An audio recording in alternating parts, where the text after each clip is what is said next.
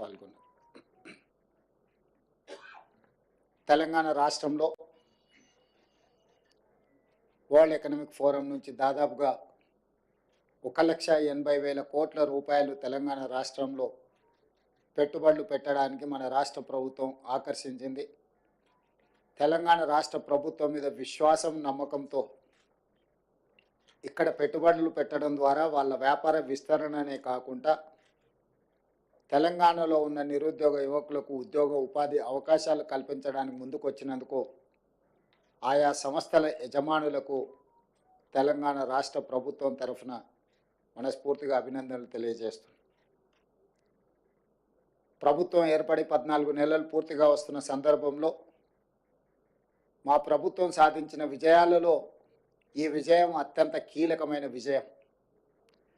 తెలంగాణ రాష్ట్ర ప్రభుత్వం మీద, హైదరాబాద్ నగరంలో పెట్టుబడుల మీద అపోహలు, అనుమానాలు సృష్టిస్తూ వాళ్ళ అనుచరులతో లేదా వాళ్ళ దగ్గర ఉన్న అక్రమ నిధులతో విష ప్రచారం చేయడం ద్వారా తెలంగాణ ఆర్థిక వ్యవస్థ మూలాలను దెబ్బతీయాలని కొంతమంది కుట్రలు చేస్తుంటే ఈ కుట్రలను తిప్పికొట్టడం ద్వారా తెలంగాణ రాష్ట్రంలో మేము పెట్టుబడులు పెడతాం, తెలంగాణ రాష్ట్ర ప్రభుత్వం మీద మాకు సంపూర్ణమైన విశ్వాసం ఉన్నదని ప్రపంచ దిగ్గజాల యజమానులు, ప్రపంచ దిగ్గజాలైన కంపెనీలు మన రాష్ట్రంలో పెట్టుబడులు పెట్టి ఈ పెట్టుబడుల ద్వారా వేలాది ఉద్యోగాలు, ఉపాధి అవకాశాలు కల్పించడానికి ముందుకు వచ్చినారు.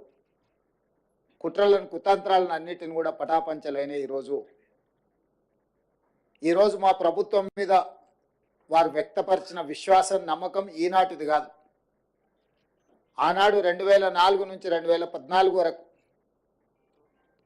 ఆ ప్రభుత్వం తీసుకున్న నిర్ణయాలు, కొనసాగించిన విధి విధానాలు, ఈ విధి విధానాలకు 1991లో పివి నరసింహారావు గారు సరళీకృత విధానాలని దేశంలో ప్రవేశపెట్టడం ద్వారా అభివృద్ధి వేగవంతంగా జరగాలి, ఈ దేశం సంపన్న దేశంగా మారాలి అని పివి నరసింహారావు గారు ప్రవేశపెట్టిన సరళీకృత విధానాలను తిరిగి మన్మోహన్ సింగ్ గారు వాటిని వేగంగా కొనసాగించడము, ప్రభుత్వాలు మారిన, పాలకులు మారిన, పెట్టుబడులకు రక్షణ కల్పించడం, పెట్టుబడులను ప్రోత్సహించడం అనే విధానం నుంచి ఏ రోజు కాంగ్రెస్ పార్టీ పక్కకు జరగలేదు.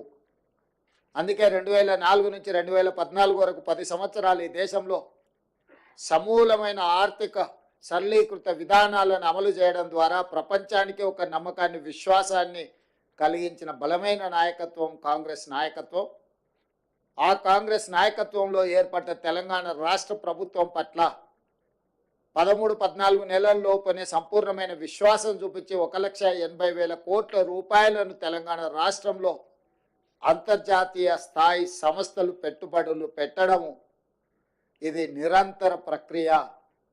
నిరంతరం మా ప్రభుత్వం చేసిన కృషిని, మా ప్రభుత్వం పాటిస్తున్న విధానాలను, రాజకీయపరమైన అంశాలలో విభేదించిన రాష్ట్ర అభివృద్ధి విషయంలో 2004 కంటే ముందు తెలుగుదేశం పార్టీ అమలు చేసిన విధానాలు రాష్ట్ర ప్రయోజనానికి అనుకూలంగా ఉంటే ఆనాడు వాటిని కొనసాగించిన, ఈనాడు గత ప్రభుత్వం ఏదైనా ఉపయోగపడే అంశాలలో నిర్ణయం తీసుకుంటే కూడా తెలంగాణ రాష్ట్ర ప్రజలకు ప్రయోజనం చేకూరుతుంది అనుకుంటే ఆ విషయంలో రాజకీయ వివాదాలకు వెళ్లకుండా విధానాలను కొనసాగిస్తూనే ఇంకా స్పష్టంగా, నమ్మకంగా విధానాల రూపకల్పనలో ఒక నిర్దిష్టమైన ప్రణాళికను తీసుకొని తెలంగాణ రాష్ట్ర ప్రభుత్వం ముందుకు వెళ్ళింది. కాబట్టి ఈరోజు ఈ దిగ్గజాలు తెలంగాణ రాష్ట్రంలో పెట్టుబడులు పెట్టినరు.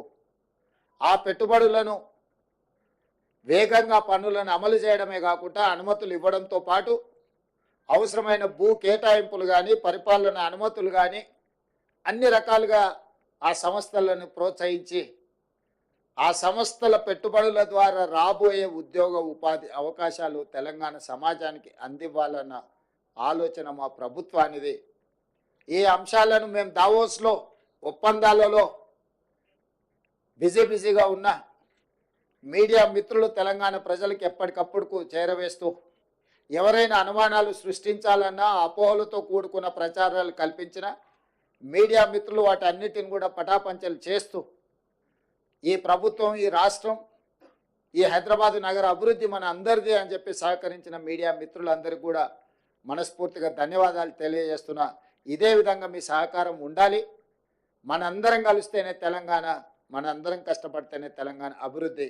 మనందరం ఈ తెలంగాణ పునర్నిర్మాణంలో భాగస్వాములు కావాలి. భవిష్యత్తులో ఇంకా తెలంగాణ ఈ దేశంలో